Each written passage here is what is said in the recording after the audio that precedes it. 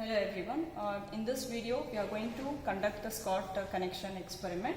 So in this Scott connection, the main purpose is we have to convert the 3-phase to 2-phase supply. So wherein we are going to make use of two single-phase transformer of a same rating. We are here in this board, we are going to make use of a 2 kVA transformer. Since here one of part of a transformer we are going to consider the 86.6% of a tapping, and the second transformer we are going to make use of a 50% of a tapping. So this is what in the previous video we have shown how to do the connections. So let us conduct this experiment. Let's go with the procedure. So wherein we are going to see that what will be the performance of all these two transformer by making use of these two single phase transformer, how you are able to convert the 3-phase supply to the 2-phase supply. So let us do the connection. So after performing the connections, we need to switch on the supply, and here we have to observe that all the meters is going to indicate 0. Okay, then only we can start off with the experiment. Now here you can see that this is a 3-phase auto transformer. So wherein we have to vary around 400 volts. So that is 3-phase supply. So where do you observe this 300 volts is? It is in this voltmeter which will be connected across the output of the 3-phase auto transformer. So let's observe that.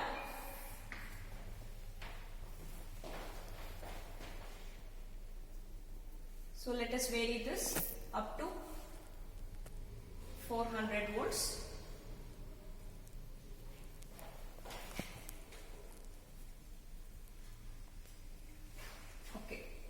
So here you can take down the readings.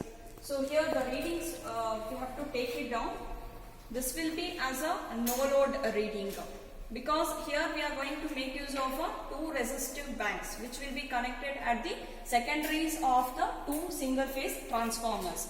So these are the two resistive load banks. So one resistive load bank, and you can use it as a 10 amps and another also as a 10 amps.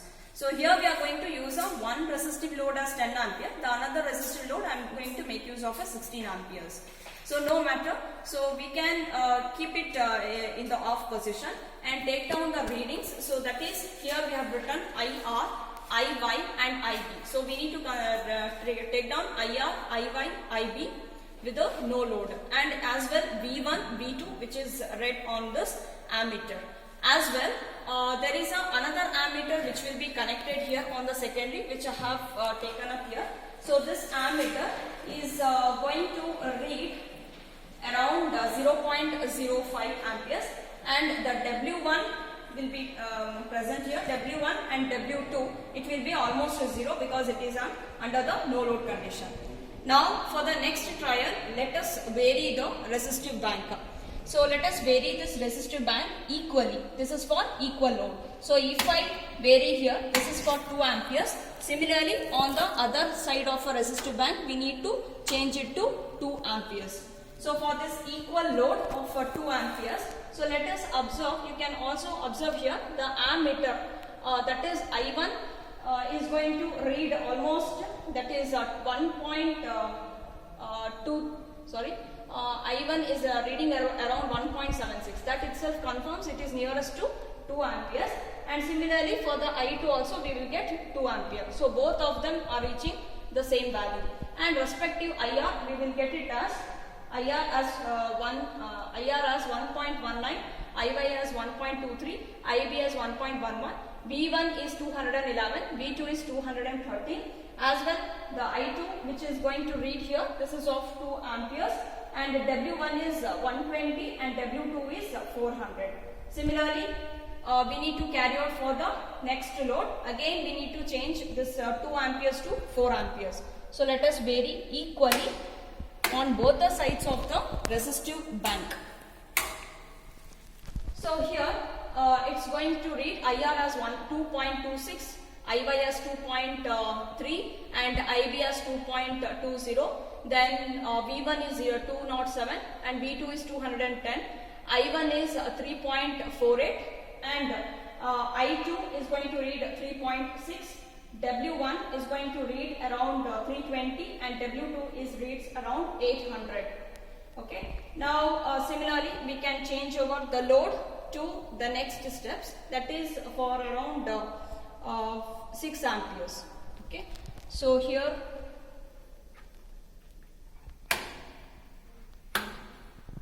it's reached to 6. So here we have to observe this is of 16 ampere. So I have to make use of only one switch that corresponds to the increase of the 2 amperes. So almost it is reaching to 5.15. It is nearest to the 6 amperes. So that is I1 is 5.15 and even the I2 is 5.15. And similarly, the IR should be taken down, which is 3.3, IY is 3.3, IB is 3.21, V1 is 203, V2 is 207, and W1 is going to read 560, and W2 is 1150. So this is how need to be continued for the remaining next two loads, that is for 6 amperes and 8 amperes. So now let us bring back this to the original position. So this is completes the variation with the equal ratio.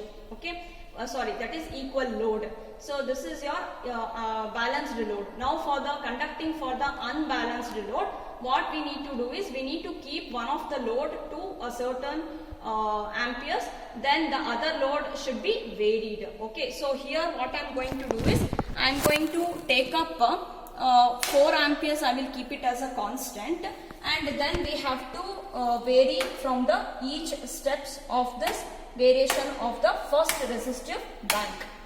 Okay, so let us note down for the 4 ampere as a 1 ammeter, which will indicated by this ammeter, and the other definitely it is in the 0 condition, so it is a 0 ampere. So this is under the no load the conditions, that is one is 4 amperes and another is under the 0 amperes. So the values you have to take it down. IR is 0.1, IY is 1.98, IB is 1.93, V1 is 216, V2 is 210, and I2 is also, it reads to around 3.6 because it is I have applied 4 amperes. Okay. Now let us vary the one of the resistive bank to a load of 2 amperes. So this indicates one resistive bank is 2 ampere and another resistive bank is constant for 4 amperes. Okay. Now let us observe the reading. IR we have to take it down, that is 1.19, IY is 2.10, V2 is 210 and IB is 1.96 and I1 is 1.76. As well, the W1 earlier it was 0, so now it is going to show around 120 and W2 is around 800. So similarly we need to change the next for the next step of the load, that is another 4. So it is almost becoming here 4 and the other side is also 4 amperes. Okay. Again take down the readings. Similarly IR is indicating 2.25, IY is 2.29, IB is 2.19, V1 is 207, V2 is 210, I1 is 3.47 and I2 is almost 6.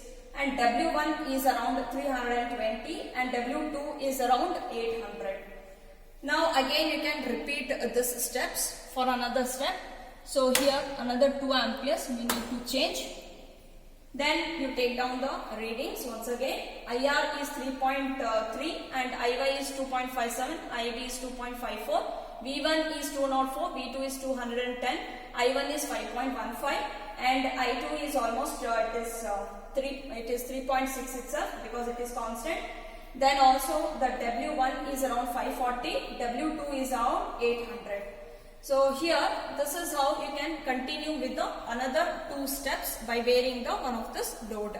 Now let us bring back this to the 0 position before you switch off the supply.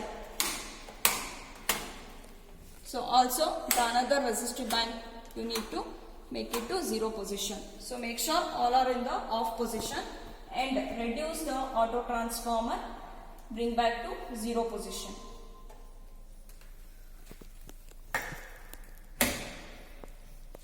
So this completes the conduction.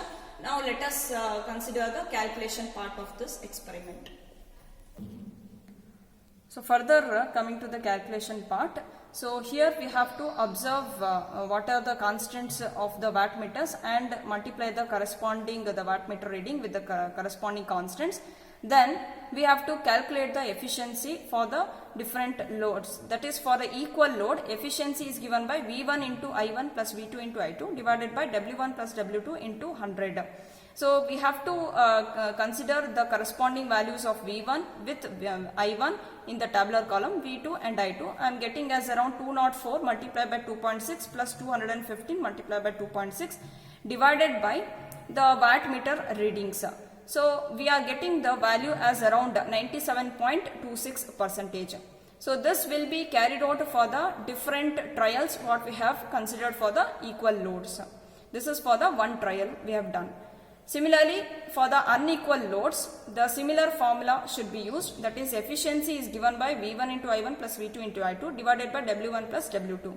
Here the values which we are getting is 202 multiplied by 4.3 plus 215 multiplied by 2.6 divided by the wattmeter readings multiplied by its corresponding constant K. So it leads to around 9.13%.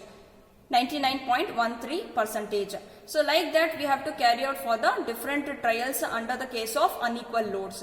So after completing, this will be the one part of the efficiency calculation. The second part of the calculation is the output in watts. That is nothing but the numerator of the efficiency. For the equal load, what is the output in watts is V1 into I1 plus V2 into I2. So the same value if you consider, it leads to 1089.4 watts. So this should be carried out for the different number of trials under the case of equal loads. Also, for the unequal load, we need to calculate the output in watts, wherein this is one of the result which you are getting around 1427.6 watts. So this should be carried out for the different number of trials under the case of unequal loads. So like this, once you get the values, we need to plot the graph of the efficiency as a y-axis and the output in watts as the x-axis. So we can conclude the experiment that further when you increase the load, this is how the efficiency also will increases.